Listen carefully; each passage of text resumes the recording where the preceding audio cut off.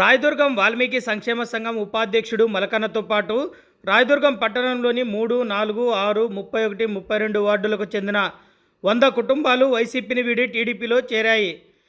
గురువారం మధ్యాహ్నం 3 గంటలకు రాయదుర్గం పట్టణంలోని బళ్ళారి రోడ్డు మీదుగా ముందుగా భారీ ర్యాలీ నిర్వహించి మారెమ్మగుడి ఏరియా వద్ద భారీ బహిరంగ సభను ఏర్పాటు చేశారు. ఈ సభలో మాజీ మంత్రి, టీడీపీ పొలిట్ బ్యూరో సభ్యులు కాలువ శ్రీనివాసులు మలకన్నతో పాటు వారికి టీడీపీ కండువాలు కప్పి పార్టీలోకి ఆహ్వానించారు. ఈ సందర్భంగా ఆయన మాట్లాడుతూ తెలుగుదేశం పార్టీలో ఒకే రోజు వాల్మీకి సామాజిక వర్గానికి చెందిన 100 కుటుంబాలు చేరడం పట్టణంలో టీడీపీని మరింత బలోపేతం చేస్తుందని తెలిపారు. రానున్న అసెంబ్లీ ఎన్నికల్లో తాను 50,000 ఓట్ల మెజార్టీతో విజయం సాధిస్తామని ధీమా వ్యక్తం చేశారు. పట్టణ ప్రజలు టీడీపీ వైపే ఉన్నారని తెలిపారు. కార్యక్రమంలో టీడీపీ జిల్లా అధికార ప్రతినిధి పోరాల పురుషోత్తం, పట్టణ అధ్యక్షులు పసిపిలేటి నాగరాజు, టీడీపీ మండల కన్వీనర్ కురుబ హనుమంతు తదితరులు పాల్గొన్నారు. ఈరోజు 3, 4, 31, 32, 6 ఈ 5 వార్డులకు సంబంధించిన 100 కుటుంబాలు ఈరోజు తెలుగుదేశం పార్టీలో చేరడం చాలా సంతోషించదగ్గ పరిణామం. దీంట్లో మెజారిటీ వాల్మీకులు ఉండడం చాలా శుభ పరిణామం. ఎందుకంటే చంద్రబాబు నాయుడు గారు నమ్మి 1999లో నాకు ఎంపీ టికెట్ ఇస్తే నేను గెలిచి 5 ఏళ్ళు పార్లమెంట్ సభ్యుడిగా పనిచేశాను. తర్వాత ఆయన పార్టీ ప్రధాన కార్యదర్శిగా ఈ జిల్లాలో పార్టీ పుట్టినప్పటి నుంచి ఎవరికి ఆ పదవి ఇవ్వాలని ఆశయించినాడు. 2004లో పార్టీ అధికారం కోల్పోతే పార్టీలో అత్యున్నతమైన పదవి, దానికి మించిన పదవి లేదు, పాలిట్ బ్యూరో మెంబర్గా ఇచ్చినాడు. 20 ఏళ్ళు నేను పాలిట్ బ్యూరో సభ్యుడిగా కొనసాగుతా వస్తా ఉన్నా. అంటే ఇంత గొప్ప అవకాశాలు ఒక వాల్మీకి నాయకుడికి ఇవ్వడం ఏ రాజకీయ పార్టీలోనూ ఎప్పుడూ జరగలేదు. మొట్టమొదట వాల్మీకుల్లో మంత్రి పదవి వచ్చింది నాకే.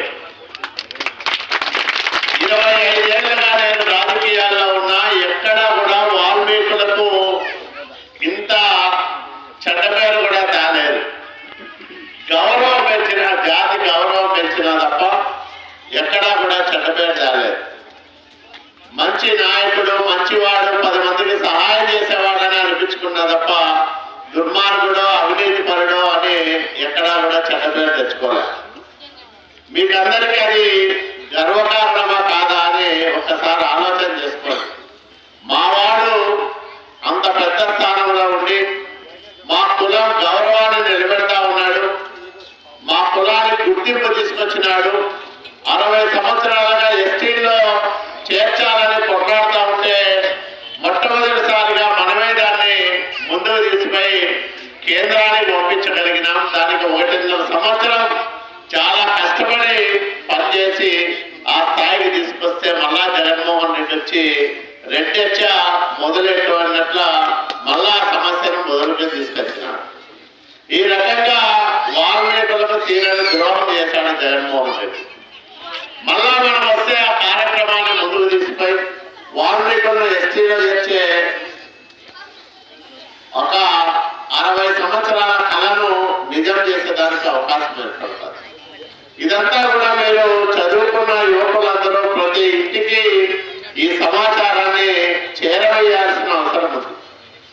బీసీలో ఒక పేరున్న నాయకుడిగా నేను రాయలసీమలోనే పేరు తెచ్చుకున్నా చంద్రబాబు నాయుడు గారి ఆశీస్సుల వల్ల.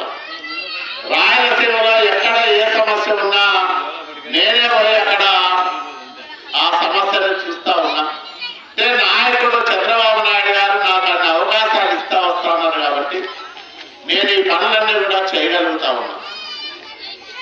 మీకందరికీ పేరు నిలబెట్టే విధంగా నేను నిత్యం కష్టపడి పనిచేస్తా ఉన్నా. కాబట్టి ఇవన్నీ కూడా మీరు గమనంలో తీసుకోవాలి. మా వాడు కూడా అంత పెద్ద స్థానంలో ఉన్నాడు, మాకందరికీ అదే చాలు, మేము గర్వంగా చెప్పుకోవడానికి ఒక నాయకుడు ఉన్నాడు అనే విధంగా వాల్మీకులందరూ కూడా ఆ రకంగా పనిచేయాలి. బీసీలందరూ కూడా మాకు అంత పెద్ద నాయకుడు మాకు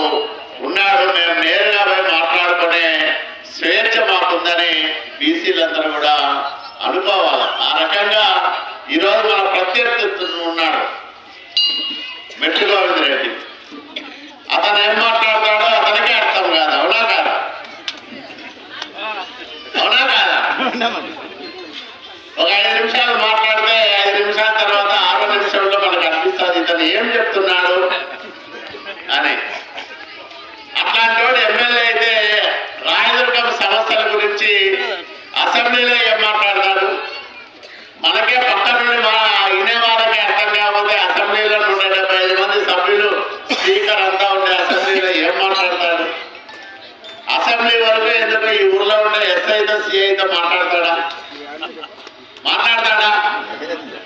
ఏమన్నా ఉపయోగం ఉంది అతని వల్ల రాయదుర్గానికి? 5 ఏళ్ళు ఎమ్మెల్యేగా ఉన్నాడు కదా, బొట్టు పనిచేశాడా? 6 ఏళ్ళు ఎమ్మెల్సీగా ఉన్నాడు కదా, ₹1 ఏమన్నా రాయదుర్గానికి తీసుకొచ్చి అభివృద్ధి చేశాడా? 3 ఏళ్ల నుంచి నేనే చూస్తా ఉన్నా. ఏపీఐసి చైర్మన్ గా ఉన్నా.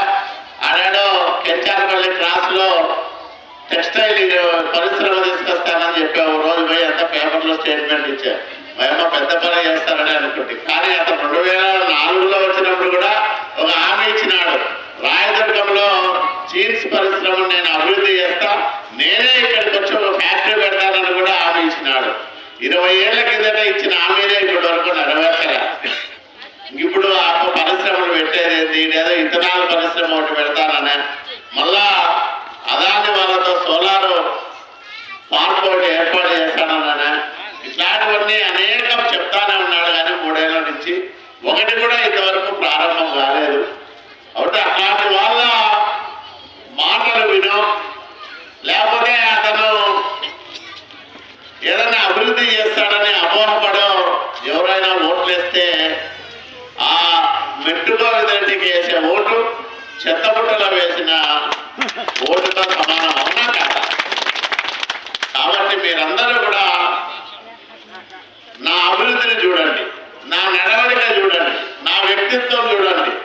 రాష్ట్రంలోనూ, రాయలసీమలోనూ, అనంతపురం జిల్లాలోనూ నేను చేస్తున్న పని విధానం చూడండి. రాయదుర్గానికి నేను thanks for watching this video. ఈ వీడియో మీకు నచ్చినట్లయితే లైక్ చేయండి, షేర్ చేయండి, సబ్స్క్రైబ్ చేసుకోండి. మన రాయదుర్గం ఆర్డీజీ న్యూస్. మా లేటెస్ట్ న్యూస్ అప్డేట్స్ కోసం నోటిఫికేషన్లు రావడానికి బెల్ బటన్ని యాక్టివేషన్ చేసుకోండి.